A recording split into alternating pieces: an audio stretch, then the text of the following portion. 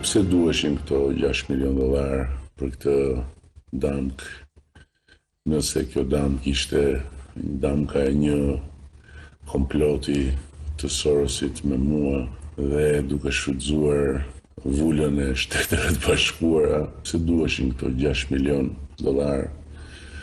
për të vënë në vend një padrejtësi kaq të madhe që u tha se do vijej sapo të vinte në pushtet presidenti Donald Trump. Po 6 milion euro për të hequr damkën e një personi non grata janë vërtet shumë për të mos bërë pyetjen ku u gjetën gjithë ato para.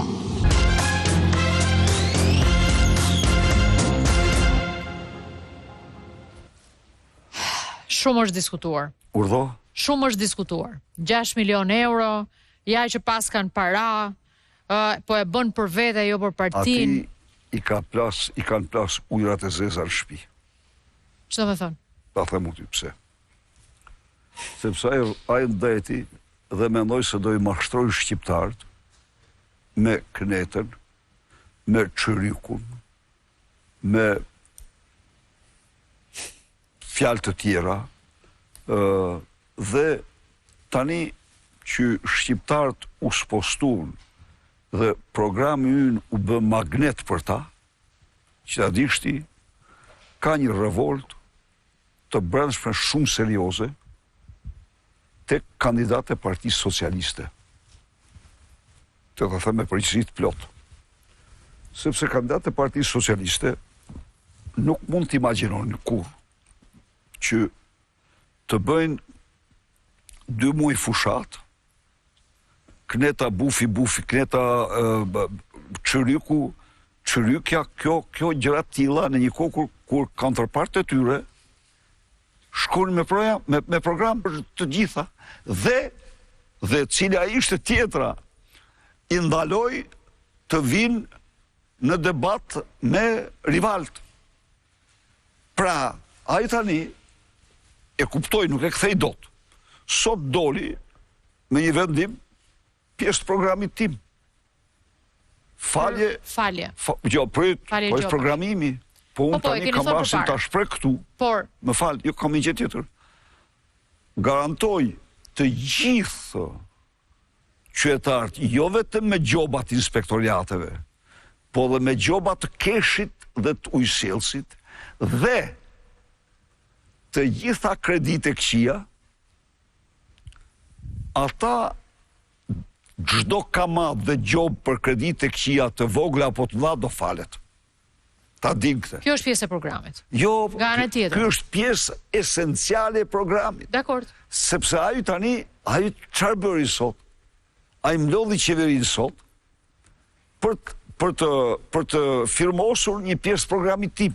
Dakor.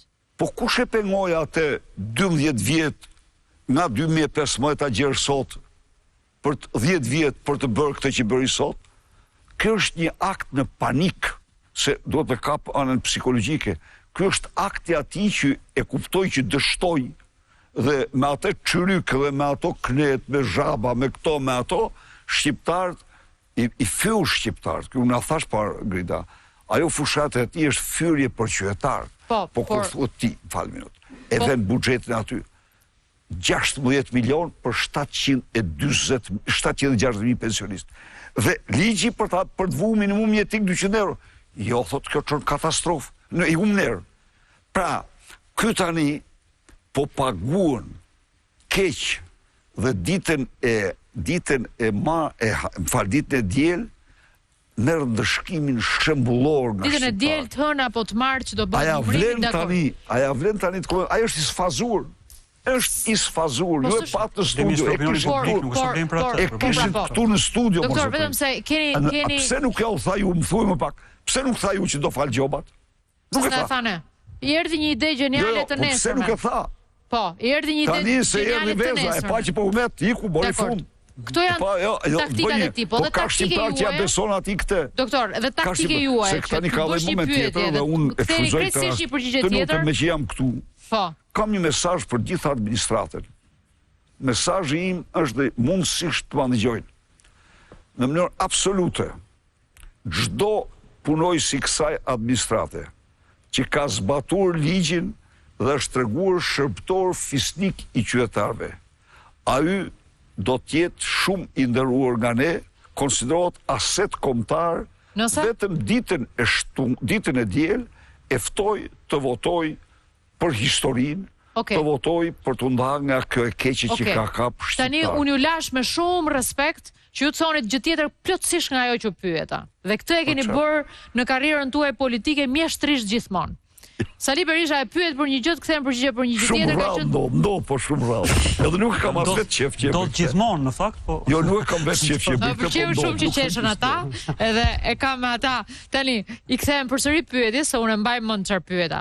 Kontrata e lobimit. Po. 6 milion.